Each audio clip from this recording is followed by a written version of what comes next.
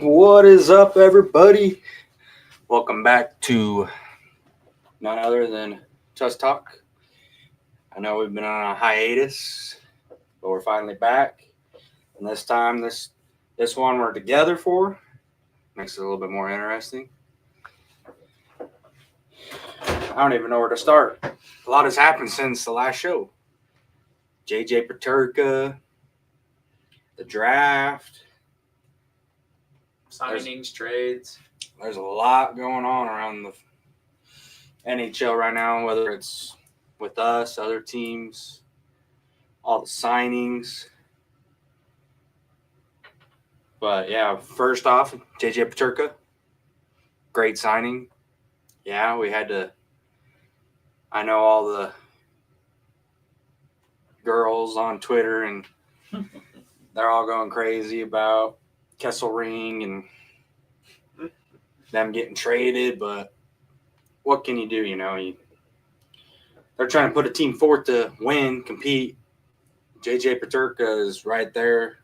He's with our time frame. He's kind of essentially the next step, in my opinion, for us to go, because he'll probably be on the second line, if I had to guess. Yeah. So that's a pretty good pickup, in my opinion, because, the others, Kesselring and Doan. I love Doan. He had a credible stick. That dude can poke the puck out. He had a lot of potential. I liked what he had to show. So that one kind of bittersweet moving on out. But, at the same time, it's like we got good guys coming into our gym, and I like what they have to offer. So, yeah, bittersweet to lose Doan. Losing Kesselring, he was great, but I think it was for the better of our team and probably him as well, because he probably would have been moved down the line, third, fourth line, So. 100%. Yeah. Doan, he was, last year, he started off slow, got sent down, kind of found his mojo, came back, played a lot better. I think it was kind of like you have improvement, but we kind of needed more out of you to kind of keep you here, I guess you could say. So that's why they felt the need that they could move him for a player like JJ Peterka, who's got the offensive ability that can score. Because obviously last year at times it felt like the offense was slacking, which made the defense, whenever they let up a goal, made them look bad. So I feel like they're trying to get some more goal scoring for this team, in which they did. And Logan Cooley, just by looking at those videos that they've been posting, that dude, he is going to be a lot better next year, and this team is going to be way fun to watch with him, Peterka. You got all them See boys. If we can get the Russians to form a little posse. I'm sure that defense will be pretty good with the Russians. Yeah. I like what they have. And we did re-sign Jack McBain, which was pretty good. 5 years, $21.5 million. He's one of our guys that's he's like a fan favorite. He's a fan favorite. Well, yeah, and he's not afraid to go and punch somebody in the face. Well, yeah, he led the league in or was top 5 in hits. Yeah, that too. Just another big body that we need, because we got a lot of little guys. And that's another thing about signing Simashev, and they've got a little bit of a bigger body, kind of helps us out. 100%. Yeah, we definitely at times felt like we were playing a little small ball, but at least we have a team that ain't gonna back down. That was shown last season, and now you add some of these bigger players like. Mm-hmm. Well, even the small guys, they have a lot of heart and a lot of grit. So, like Cooley, how small he is, he's still. Oh, he's still gonna be he's a little still gritty. Yeah, he's got a lot in him. So it's fun to watch him as well, along with Keller. And they did say they were in talks with extensions for Cooley, which we definitely desperately want. We gotta avoid that free agency with Cooley. Yeah, they need to re-sign him to like a Gunther type deal, or they might even. Some people think he might fetch more than Gunther. But It's all going to come down to timing. The longer you wait, the more money it might cost you. But I mean, the JJ Peterka, we got him probably for about $1 million under average of what he was projected to go for when he reached free agency. So pros and cons, but I feel like for the Peterka, there's more pros than there are cons because of you trade for him, and then right as you trade for him, you give him an extension and be like, hey, we traded for you. We want you here. Mm-hmm. Not you're a rental. It's we're building something special here. We want you to be a part of it. Let's get this thing rolling. Let's get this team hot. And like Keller said when he was down in St. George, he said it's basically playoffs or bust. Like he said, we have our eyes set on it. Anything under playoffs is essentially not going to be like, I don't know what the word I'm looking for is. I can't quite figure it, but basically it's playoffs or bust with the team that is being put forward for this season, and given what we had last year, coming up a little short. I mean, I get it. It's our first year. Some of these guys were new. So like I'll take what we had last year. It was fun to watch, fun to get to know them. Kind of frustrating, just barely missing the playoffs, but it's growing pains having a new place and a new team and new ownership. Whatever you want to say. But yeah, this year definitely we have potential of making the playoffs, and our guys know, they know we have potential and that we could get there. So that's why they're like, it's playoffs or bust, because we damn well know we can be there. Well, and everybody knows it don't matter if you're the top team in the playoffs, bottom of the team in the playoffs, anything is possible. It's about who's hot when going into playoffs, what team has the best chemistry, and so forth. So yeah, because you've seen Washington and Winnipeg, they kind of top two teams that it just. And I knew going into the postseason, I was like, I just don't think they have the pizzazz. And 100%. That's exactly how it goes. It's like baseball, it's whoever's hot.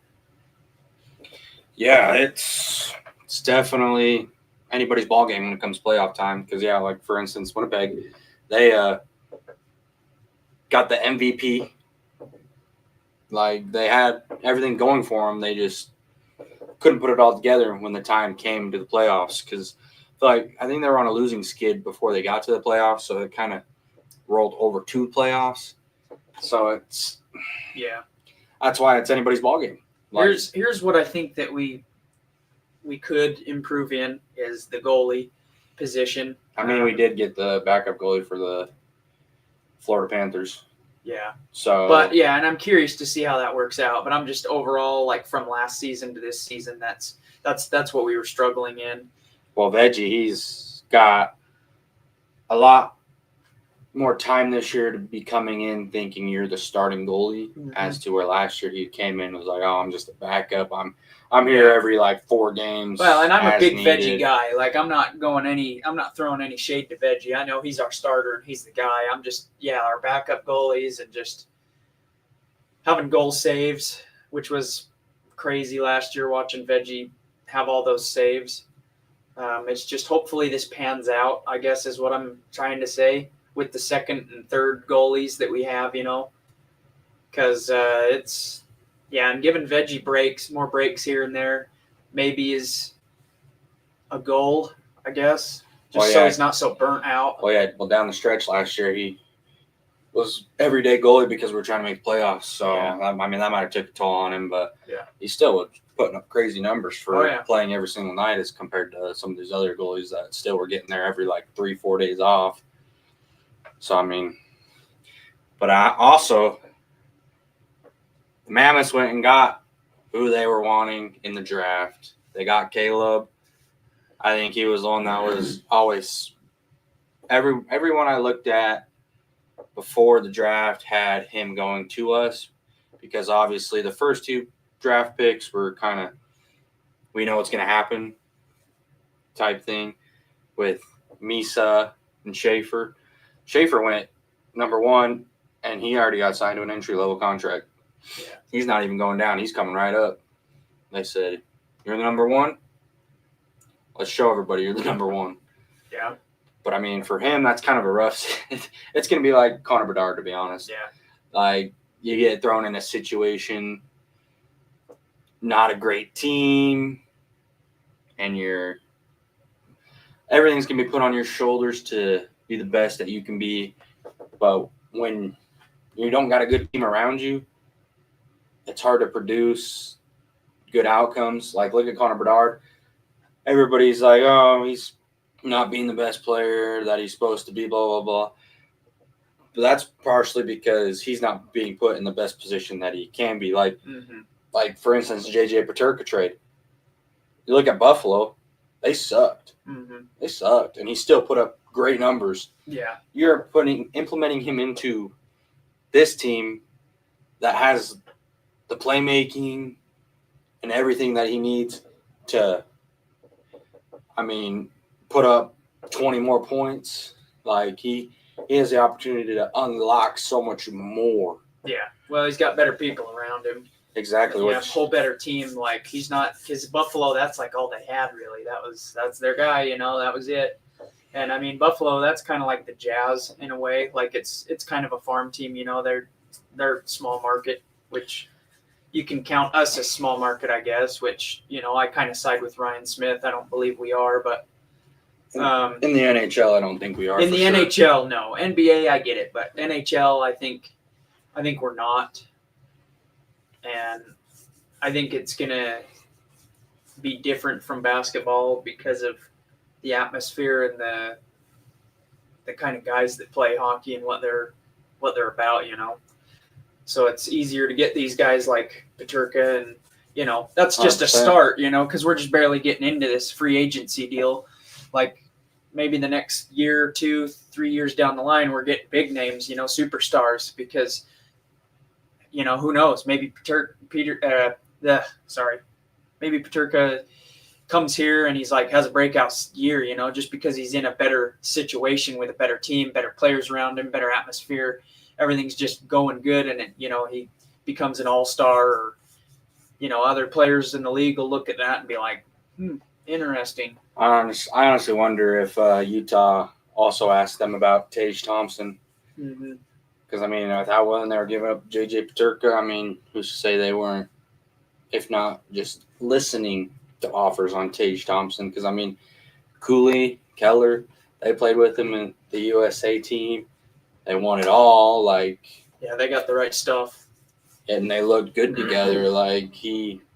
Logan Cooley had the assist to Tage Thompson on the game-winning goal in the gold medal match.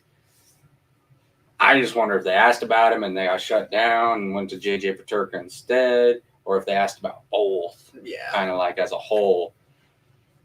Yeah, and that's just it. That's to come too. Like what we could be potentially working with in the future is big stuff like that.